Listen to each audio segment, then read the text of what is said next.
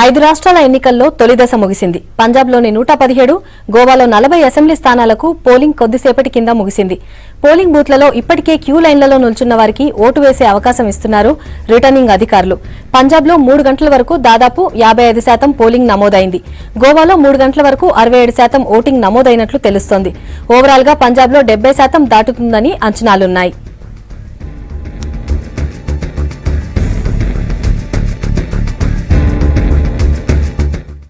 పంజాబ్లో అక్కడి PCC chief captain Amarinder Singh, మాజీ క్రికెటర్ నవజోత్ సింగ్ సిద్ధు, ఆప్ అభ్యర్థి Bhagwant Mann, Punjab CM Prakash Singh Badal, deputy CM Sukhbir Singh Badal ప్రధాన అభ్యర్థులుగా బరిలో ఉన్నారు. 85% పోలింగ్ నమోదు చేయటమే లక్ష్యంగా ఈసీ పనిచేసింది. అయితే ఎంత మేరకు సక్సెస్ అవుతుందన్నది చూడాలి.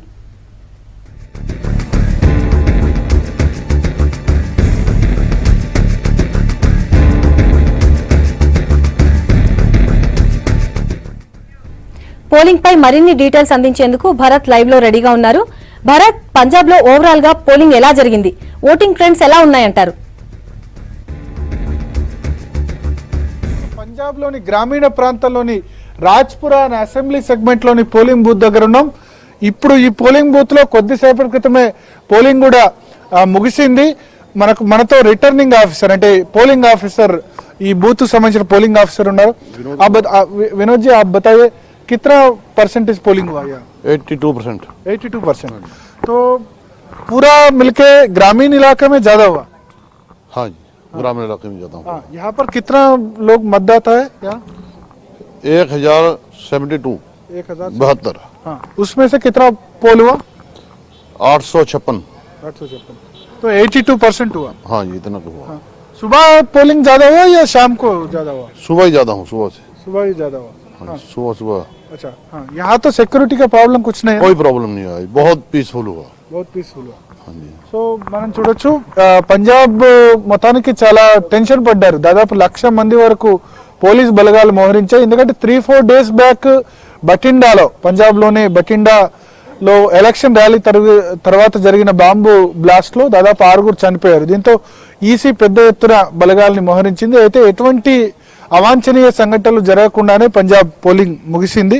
అయితే గ్రామీణ ప్రాంతాల్లో కొంత పోలింగ్ ఎక్కువ ఉన్నప్పటికీ పట్టణ ప్రాంతాల్లో పెద్దగా పోలింగ్ నమోదు కాలేదు. పటియాలా కానీ, అమృత్సర్ కానీ, లుధియానా కానీ ఇటువంటి చోట్ల పోలింగ్ పర్సెంటేజ్ తక్కువ నమోదైంది. నిజానికి 80% పైన పోలింగ్ శాతం ఎక్స్పెక్ట్ చేశారు.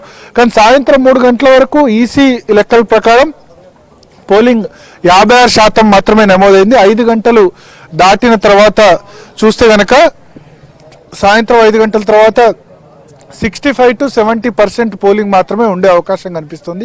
దీనికి కారణం ఏంటో తెలియదు. అయితే అన్ని పార్టీలు కూడా వాళ్ళకు అనుకూలంగా వాళ్ళు అన్వయించుకుంటున్నారు ఈ పోలింగ్ పర్సెంటేజ్ తక్కువ కావడం గురించి. అయితే అరవింద్ కేజ్రీవాల్, ఆమ్ ఆద్మీ పార్టీ అధినేత మాత్రం ఈసీపై ఆయన తీవ్ర విమర్శలు గుప్పించారు. ఈసీ మోడీకి పూర్తిగా లొంగిపోయింది. ఆర్బీఐ, సిబిఐ తరహాలో ఈసీఐ కూడా, ఎలక్షన్ కమిషన్ ఆఫ్ ఇండియా కూడా మారిపోయిందంటూ ఆయన అరవింద్ కేజ్రీవాల్ ట్వీట్ చేశారు. తర్వాత లాస్ట్ 2 డేస్గా పెద్దగా పోలీసులు కానీ, ఈసీ కానీ పూర్తి స్థాయిలో చెకింగ్ చేయలేదంటూ ఆయన విమర్శలు గుప్పించారు. అయితే పోలింగ్ శాతం తక్కువ కావడం అన్నది ఎవరికి అడ్వాంటేజ్ అవుతుందో అన్నది చూడాలి. జనరల్గా ప్రభుత్వ వ్యతిరేకత తీవ్రంగా ఉన్నప్పుడు, ప్రభుత్వాన్ని దించాలనుకున్నప్పుడు పోలింగ్ పర్సెంటేజ్ ఎక్కువ నమోదు కావాలి. బట్ ఇక్కడ ప్రభుత్వ వ్యతిరేకత చాలా తీవ్రంగా ఉంది. ఎవరు కూడా, మనం 10 మందిలో 9 మంది కూడా అకాలీదళ ప్రభుత్వం మాకు వద్దు అని చెప్తున్నారు. అయినప్పటికీ పోలింగ్ పర్సెంటేజ్ గతంతో పోలిస్తే లాస్ట్ ఎలక్షన్స్లో దాదాపు 78% నమోదైందన్నారు. సో ఇప్పుడు అల్టిమేట్గా 5 తర్వాత ఎంతవరకు నమోదవుతుందో చూడాలి. ఇక్కడ పోలింగ్ కూడా ఉదయం 8 గంటల నుంచి సాయంత్రం 5 గంటల వరకు. గోవాలో ఉదయం 7 గంటలకు ప్రారంభించారు, బట్ ఇక్కడ మాత్రం 8 గంటలకు ప్రారంభించారు చలి కారణంగా. ఎందుకంటే 10-12 degrees ఉష్ణోగ్రత నమోదవుతుంది. కనిష్ట ఉష్ణోగ్రతలు కొన్ని చోట్ల 5-6 డిగ్రీల కనిష్ట ఉష్ణోగ్రతలు కూడా ఉన్నాయి. అందుకని చలి కారణంగా పోలింగ్ అవర్స్ మాత్రం కుదించారు. సో మొన్నటి వరకు కూడా ఆమ్ ఆద్మీ పార్టీ, కాంగ్రెస్ పార్టీ మధ్య చాలా హోరాహోరీ పోరు నడిచింది. కాంగ్రెస్ పార్టీకి కొంత ఎడ్జ్ ఉండేది. బట్ లాస్ట్ 2 డేస్లో సైలెంట్ ఓటర్స్ కానీ, యువకులు కానీ వాళ్ళు ఆమ్ ఆద్మీ పార్టీ వైపు మొగ్గు చూపడం వల్ల ఈ పోరు మరింత హోరాహోరీగా అయింది. ఆమ్ ఆద్మీ పార్టీ అయితే ఖచ్చితంగా ఆశాభావం వ్యక్తం చేస్తోంది. తాము ఈసారి ప్రభుత్వం ఏర్పాటు చేయడం ఖాయం, మార్పు అన్నది ఖాయం. ఇక్కడి ప్రజలు కూడా మార్పును కోరుకుంటున్నారు. ఎప్పుడు ఒకే పార్టీ అయితే అకాలీదళ్ బీజేపీ కూటమి లేకపోతే కాంగ్రెస్, ఈ రెండు పార్టీలు కాకుండా తమకు కూడా అవకాశం ఇవ్వాలని ఆమ్ ఆద్మీ పార్టీ రిక్వెస్ట్ చేసింది. దానికి అనుగుణంగానే పబ్లిక్ స్పందించారని ఆ పార్టీ అంటుంది. ఇంకోవైపు కాంగ్రెస్ పార్టీ పూర్తి ఆశాభావంతో ఉంది. మధ్యాహ్నం V6తో కెప్టెన్ అమరీందర్ సింగ్ కాంగ్రెస్ ముఖ్యమంత్రి అభ్యర్థి కూడా మాట్లాడారు. ఆయన 2 చోట్ల నుంచి పోటీ చేస్తున్నారు. పటియాలా అర్బన్ స్థానం నుంచి, తర్వాత లంబీ స్థానం అక్కడి నుంచి ప్రకాష్ సింగ్ బాదల్ పంజాబ్ ముఖ్యమంత్రి పోటీ చేస్తున్నారు. 2 చోట్ల తాను విజయం సాధిస్తాను, ఆమ్ ఆద్మీ పార్టీ అసలు మాతో పోటీలోనే లేదు అన్న ఆశాభావం వాళ్ళు వ్యక్తం చేస్తున్నారు. సో అటు కాంగ్రెస్ పార్టీ ఇటు ఆమ్ ఆద్మీ పార్టీ రెండు కూడా పూర్తి ఆశాభావం వ్యక్తం చేస్తున్నాయి. మొత్తం 3 రీజియన్స్ ఉన్నాయి, మాల్వా, మాజా, దోబా.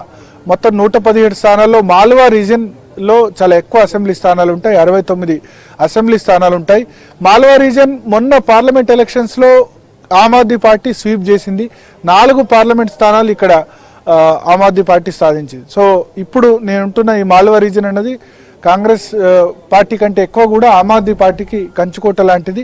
కొంత స్ట్రక్చర్ కూడా ఇక్కడ ఉంది. అయితే ఆమ్ ఆద్మీ పార్టీ గెలుపు అన్నది మాఝా, దోబా ఈ 2 రీజియన్స్లో. మాఝా అంటే అమృత్సర్ కానీ, పఠాన్కోట్ కానీ, గురుదాస్పూర్ కానీ, ఇదంతా కూడా పాకిస్తాన్ బార్డర్లోని ప్రాంతం. ఇక్కడ పర్ఫార్మెన్స్ ఏ విధంగా ఉంటుంది, తర్వాత దోబా రీజియన్లో అంటే చండీగఢ్ దాటిన తర్వాత జలంధర్ ప్రాంతంలో అక్కడ ఎట్లా ఉంటుంది, ఈ 2 రీజియన్స్లో ఏ విధంగా పర్ఫామ్ చేస్తుంది. ఓన్లీ మాల్వా రీజియన్లో పర్ఫామ్ చేస్తే చాలదు ఆమ్ ఆద్మీ పార్టీ, మాజా, దోబా రీజియన్స్లో కూడా కొంత పర్ఫామ్ చేయాల్సి ఉంది. సో ఆ 2 రీజియన్స్లో ఎలా ఉంటుంది అన్నది చూడాలి. మాజా రీజియన్ చూసుకుంటే అమృత్సర్ ప్రాంతంలో సిద్ధు రాకతో కాంగ్రెస్ పార్టీ బలం చాలా వరకు కూడా పెరిగింది. సిద్ధు అదనపు అట్రాక్షన్ అయ్యారు. తర్వాత ఒక కెప్టెన్ అమరీందర్ సింగ్ ఏజ్ 74 ఉంది.